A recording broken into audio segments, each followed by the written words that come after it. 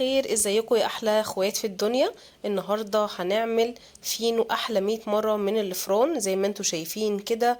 لونه تحفه، وكمان هشه خفيف جدا جدا، ويقعد معاكي الاسبوع كله. هنعمل بميه ودقيق بس، هنعمل احلى فينو.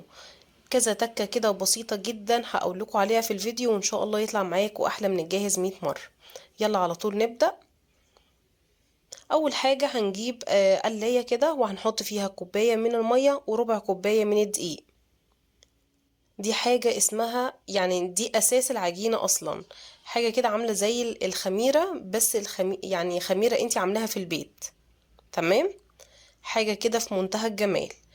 هتبدأي تقلبيهم مع بعض كده لحد ما يدوبوا تماما. شايفين مفيش اي تكتلات ولا اي حاجة.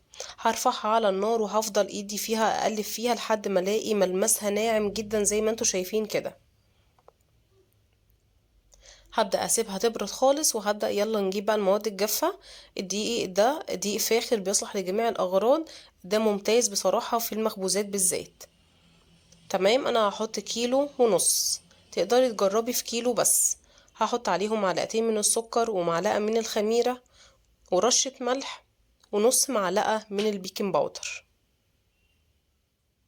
هقلب كل المواد الجافة كده مع بعضها، وهي كده تعتبر العجينة معانا النهاردة، ولا اكتر ولا اقل.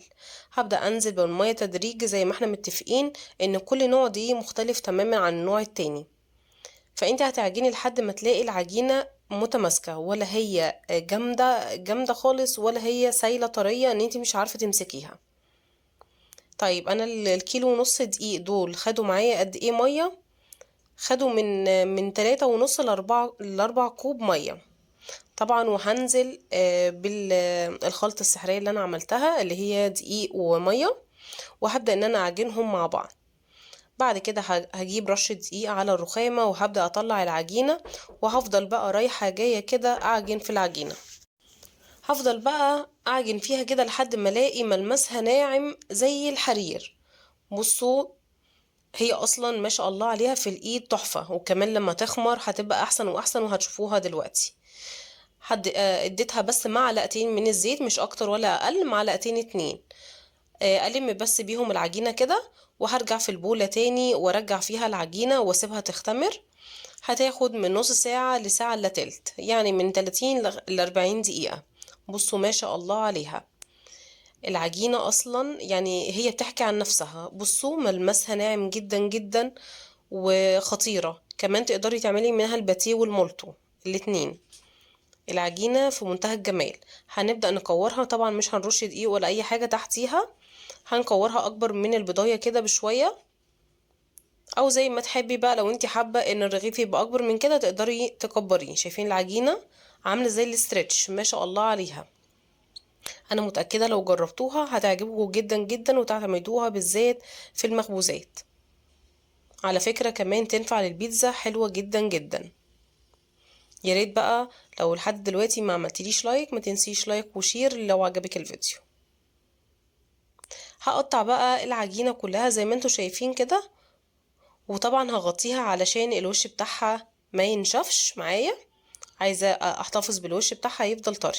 هبدأ بقى اجيب القطعة كده وافردها، وهبدأ ان انا اكورها. واول لفة لازم ااكد عليها في الضغطة جامد. وبعد كده هقفلها واديها برمة كده خفيفة. انا مش عايزاه رفيع، احنا كمان لسه هنسيبه يخمر تاني. تمام.